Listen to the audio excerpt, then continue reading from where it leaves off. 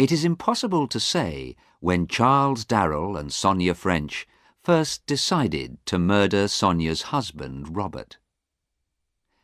Robert was nearly twice as old as Sonia, and he married her 10 years before Charles Darrell came into her life. For 8 of those years, Sonia was bored with her husband, although he did not seem to realize this. He was more interested in his books and the silver which he bought. Sonia and Charles were lovers for 6 months before things became difficult. People were beginning to talk, and it could not be long before Robert found out about them. "Robert will never give me a divorce," thought Sonia, "and Charles and I have no money of our own." But Sonia knew that Robert's silver alone was worth enough money to make life very comfortable for her and Charles. By a strange accident, it was a policeman who gave them the idea for their murder plan. The inspector made a surprise visit to the French's house one evening. Charles was also there. He often came in for a drink. "There have been several burglaries near here," the inspector told Robert, "and we haven't caught the burglar. We know who he is, and it can't be long before we catch him, but we're very worried. He carries a gun, and we're almost sure he has killed a man. Now this house is in a very lonely place. Mr. Darrell is your only neighbour. You also have a lot of valuable silver." "What are you trying to say?" asked Robert. "I'm saying that it's sensible to be careful," said the inspector. "Very careful. Why not put your silver in the bank until the burglar is caught?" "I don't want to do that," said Robert. The inspector tried not to sound angry. "Well, I have warned you, sir," he said. "Please remember that."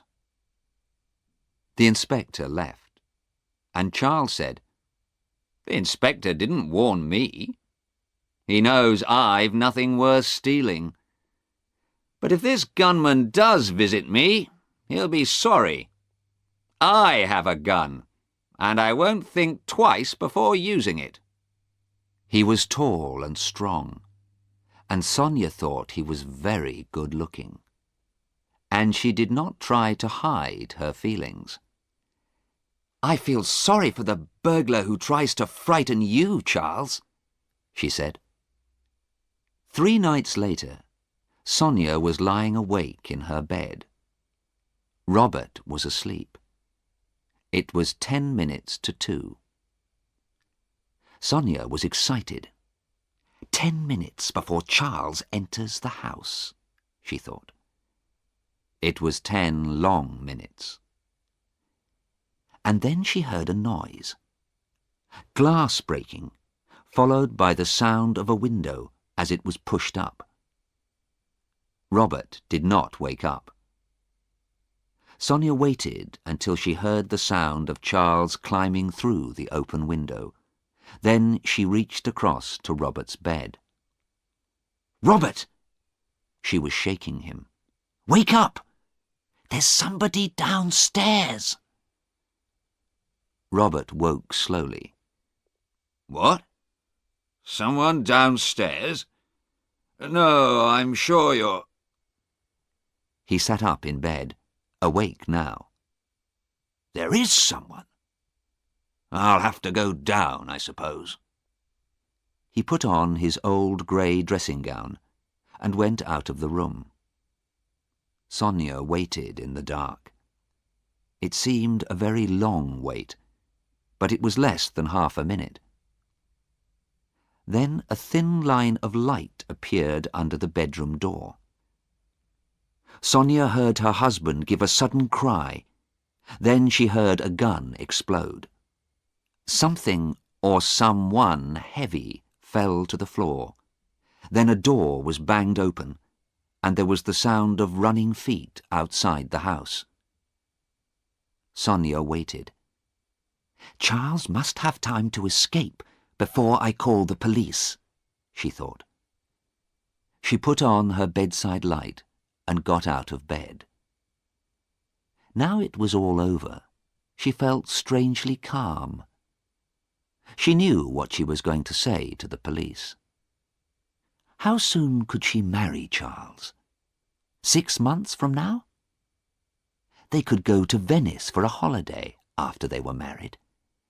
She had always wanted to see Venice. Then the door opened, and Robert walked in. For a long moment, Sonia could only look at him, her stomach sick with fear. He looked back at her, silent, white-faced and untidy, but alive. What happened?" she said. "He got away," said Robert. "I'm afraid he's taken some of my best silver with him. I wish now I had listened to the inspector and sent it to the bank." "But I heard a gun," said Sonia. "I thought You're not hurt, Robert?" "No, Sonia, I'm not hurt," said Robert. "But I have some bad news. It's Charles. I think the dear, brave man was watching the house and followed the burglar in, to try and help us. He's at the bottom of the stairs. I'm afraid there is nothing that we can do for him." Sonia fell forwards, her eyes closing, and Robert caught her. He carried her to the bed, then went downstairs. When he reached the bottom, he had to step over the body. He did this calmly, stepping around the blood on the carpet. But when he walked into the room where he kept his silver, he wanted to cry. All of the best pieces were gone. He closed the door and went into his study. But before he telephoned the police, he was careful to clean the small gun that was in his dressing-gown pocket. Then he locked it inside his desk. He had taken care of the one problem in his usually very tidy life, and he wanted to make sure he would have no more trouble. As the inspector said, it was sensible to be careful.